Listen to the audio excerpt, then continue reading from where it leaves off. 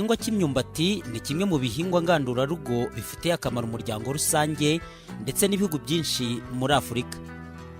Umwumbati igihingwa gihingwa cyane mu bice mberabyombi ahagaragara ugusimburana kw'ibihe by'izuba n'imvura. Kikagirira akamaro gakomeye umuryango kuko iki gihingwa gitanga ibyo kurya haba uhereye ku mababi atunganywamo isombe kugeza ku myumbati ubwayo ishobora kuribwa igisarurwa, yumishijwe cyangwa igatunganywamo ifu itekwamo ubugari bukundwa na benshi. Bitewe n'imihindagurikire y'ibihe, indwara zifata igihingwa cy'imyumbati zagiye ziyongera. Mu gihugu ndetse n'ibigo by'ubushakashatsi hirya no hino bishakisha umuti ku zisanzwe, hagenda haduka izindi zitandukanye zisaba kwitabwaho hisunzwe ubushakashatsi n'iterambere ry'ikoranabuhanga kugira ngo iki gihingwa kitazimira. Imyumbati mu Rwanda ni igihingwa gikomeye kuko ari igihingwa mu by'ukuri gitunze abanyarwanda benshi, kiri no mu bihingwa byinjiza amafaranga menshi, yaba ari amafaranga y'amadovize ku Rwanda. Bigaragazwa n'imibare itandukanye kuko ikigo cy'igihugu cy'ibarushamibare cyerekana neza yuko igihingwa cy'imyumbati muri 2018 cyari icya kabiri mu bihingwa bihinze ku buso bunini mu gihugu cyacu. Imibare yongera kugaragaza kandi ko igihingwa cy'imyumbati ari igihingwa navuga yuko kiri ku mwanya wa 4 mu gihugu cy'u Rwanda mu biribwa cyane mu gihugu cyacu. Ahangaha iyo mibare yerekana yuko 5.6% yaba ari imyumbati iribwa ari mibisi ndetse n'ifu yayo ari rwo rugero ruribwa mu Rwanda ugereranyije n'ibindi bihingwa. Ibi rero birerekana yuko iki gihingwa gifite akamaro kanini mu gihugu, byaba ari ku rwego rwo kwihaza umusaruro, ni ukuvuga ku bitunga abanyarwanda, ariko nanone tutibagiwe ku byinjiza amadovize tubyohereje hanze y'igihugu.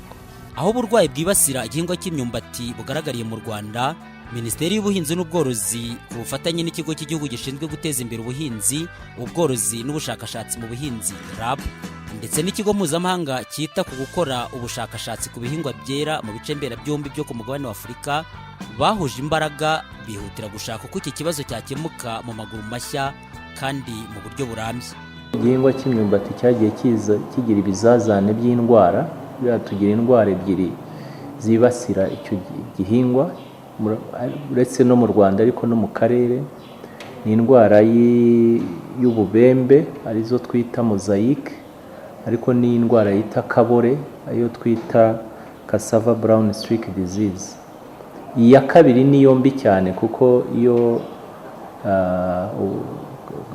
kabore yinjiye mu myumbati umusaruro ujya hasi cyane, uranononekara, imyumbati irabora ku buryo umuturage ntacyo akuramo. Iki kibazo kigitangira kuba, leta y'u Rwanda ifatanyije n'abandi baterankunga ari FAO bashyizeho gahunda yo gushaka imbuto ishobora kwihanganira izi ndwara, dufatanyije n'abandi mu bushakashatsi mu mbuto y'imyumbati. Habayeho gutubura imbuto yihanganira ibi bibazo by'indwara, hifashishijwe uburyo bwo gutubura imbuto mu mirima yatoranyijwe. Ni ukuvuga ngo hirya no hino muri za district hariho za maza garden, ariho hari izo mbuto zatubuwe, aho abaturage bashobora kugenda bagakurayo imbuto nziza. Navuga rero yuko ubu ngubu muri rusange dufite imbuto zihagije zihanganira izo ndwara, ariko nanone ubushakashatsi burakomeza kubera ko izo mbuto niyo zije, iyo zimaze igihe hanze zirongera zikarwara. Ubwo rero hagomba gukorwa ubushakashatsi buhoraho. Ikindi cyakozwe ni uko RAB ikoranye na RSB, Rwanda Standard Board, ari cyo kigo gishyiraho ibipimo by'ubuziranenge mu gihugu, ariko twakoranye n'ikindi kigo gikora ubushakashatsi cyitwa ITA ku myumbati, hashyirwaho ubuziranenge ku mbuto y'imyumbati kugira ngo abahinzi bajye bahinga imbuto yizewe. Icyo nacyo ni ikintu twakwishimira cyagezweho. Ubushakashatsi bugaragaza isoko n'imiterere by'ikibazo ndetse bukanajya inama ku buryo cyakemurwamo. Muri iyi nzira hatekerejwe ku mabwiriza y'ubuziranenge yerekeye imbuto z'imyumbati nk'imwe mu nzira zo gufasha mu kurobanura imbuto zujuje ubuziranenge, uko ubuziranenge bwazo bubungwabungwa ndetse n'ikigomba gukorwa kugira ngo izi mbuto zitange umusaruro wifuzwa. Clean seeds are an important component of improved cassava production by farmers. But at the same time, you need to give guidelines of what that clean seed is. So what IITA did was to mobilize all the stakeholders in Rwanda to really sit down and analyze what were the main challenges of if one was to improve the cassava seed sector in Rwanda. And one of the key areas that was identified was lack of guidelines. Everyone is producing seed, but we don't know whether it is clean or not. So through that engagement, it was realized that we needed to develop seed standards. And what IITA did through its project that is running in the country was to facilitate that process. But at the same time, it borrowed experiences from other countries where IITA has intervened with cassava seed standards to give knowledge of what needs to be included in the seed standards. So we gave the technical backstopping of the whole process. Impuguke zitandukanye n'abashakashatsi batandukanye baricaye bashyiraho amabwiriza arebana n'ubuziranenge bw'imbuto z'imyumbati. Amabwiriza y'ubuziranenge kugira ngo yakore ntago yakora wenyine. Ikigo cy'igihugu gitsura ubuziranenge gikorana n'ibindi bigo bya leta bifite inshingano zo guteza imbere amabwiriza y'ubuziranenge cyangwa se gushyiraho andi mabwiriza arebana no kubungabunga umusaruro ndetse no guteza imbere ibyoherezwa mu mahanga. Ahangaha twakoranye rero n'abafatanyabikorwa batandukanye, harimo ibigo bishamikiye cyangwa se ibigo bya leta, hakaba ndetse n'ibigo byikorera. Twakoranye na Minisiteri y'Ubuhinzi n'Ubworozi Minagri ndetse n'ibigo byayo, navuga RAB ndetse na RRC. Ibyo bigo byose tukaba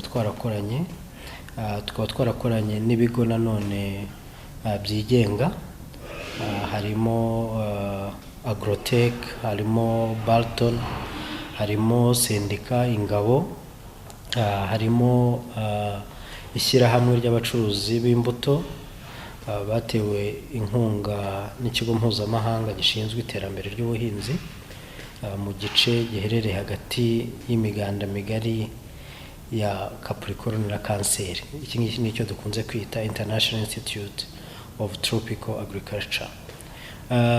Mu gukorera aya mabwiriza biba ngombwa yuko dushyiramo abafatanyabikorwa benshi bashoboka kugira ngo tubone ibitekerezo bitandukanye, ariko tubibyazemo amabwiriza y'ubuziranenge ameze neza kandi akwiye ku isoko tuba turiho.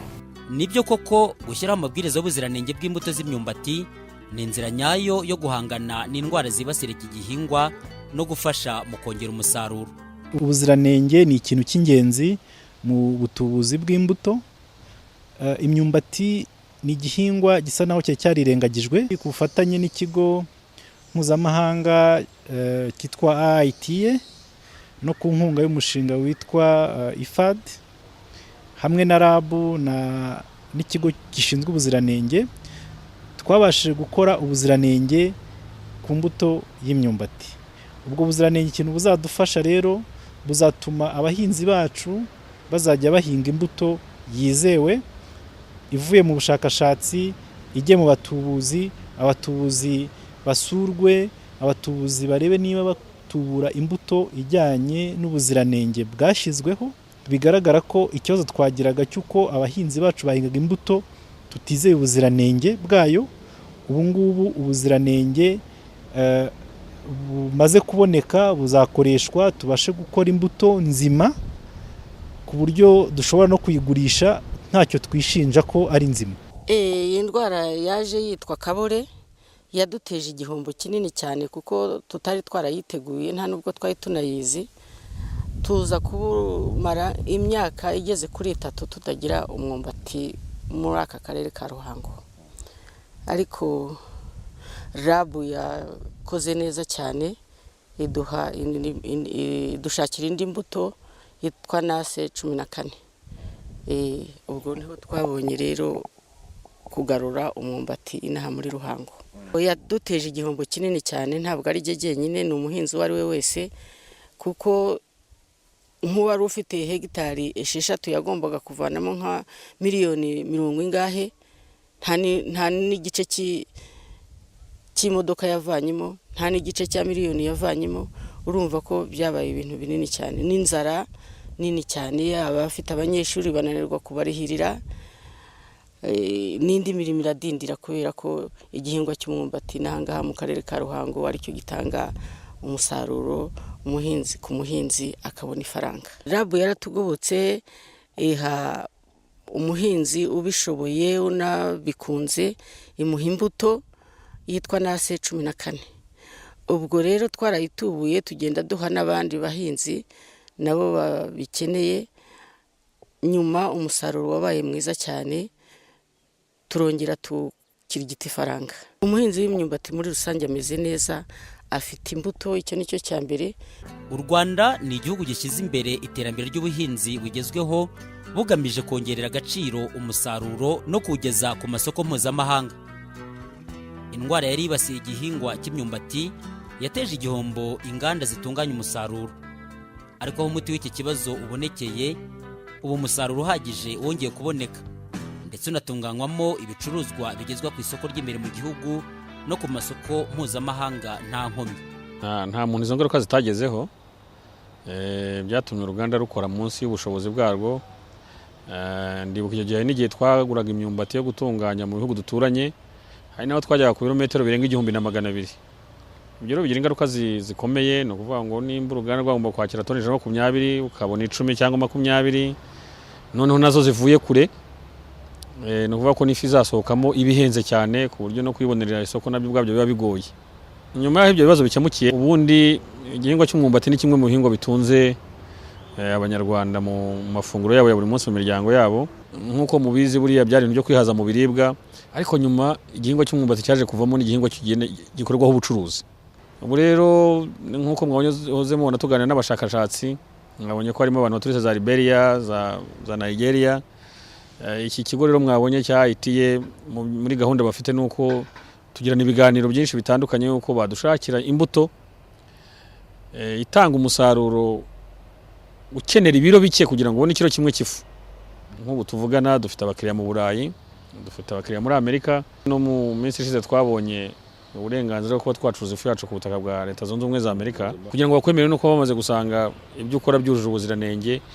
Ibi rero bitanga n'icyizere no kuri abo bantu baba mu gihingwa cy'imyumbati. Ni ibintu bishimishije cyane. Nk'ubu nabwira ko bamwe mu bahinzi duturanye, hari umuhinzi mu mezi 6 yagurishije imbuto, ashora n'imyumbati, yakuramo miliyoni zigera kuri 45 z'amanyarwanda, ubwo ni hafi 60,000 by'amadolari. Urumva ko yamaze no kurenga igipimo dushakaho kuba umuntu yabonaho umunyarwanda muri 2050. Abanyarwanda babivuze ukuri, babishyize hamwe nta kibananira. Leta y'u Rwanda ishimira ubufatanye bw'inzego zitandukanye bwatumye ikibazo cy'indwara zibasira igihingwa cy'imyumbati kibonerwa umuti mu buryo buboneye, ikanashishikariza abahinzi n'abashoramari kubyaza umusaruro aya mahirwe, bongera umusaruro kandi bongerera agaciro n'ubuziranenge umusaruro ukomoka ku myumbati. Uretse kuba amabwiriza y'ubuziranenge azafasha abatubuzi b'imbuto kunoza imikorere no gukwirakwiza imbuto zujuje ibisabwa cyangwa se imbuto zujuje ubuziranenge, azanafasha ibigo bifite mu nshingano zabyo gutanga ibyemezo by'ubuziranenge, gutanga ibyemezo bafite icyo bahereyeho, kuko ubu ngubu nta mabwiriza yari ahari, nta standard zari zihari, ariko ubu twazibonye. Abatanga ibyo byemezo bazaba bafite aho bahera. Ikindi ni uko bizafasha muri rusange gukomeza guteza imbere iki gihingwa cy'imyumbati ndetse tunatekereza uburyo gishobora koherezwa mu mahanga ku bwinshi.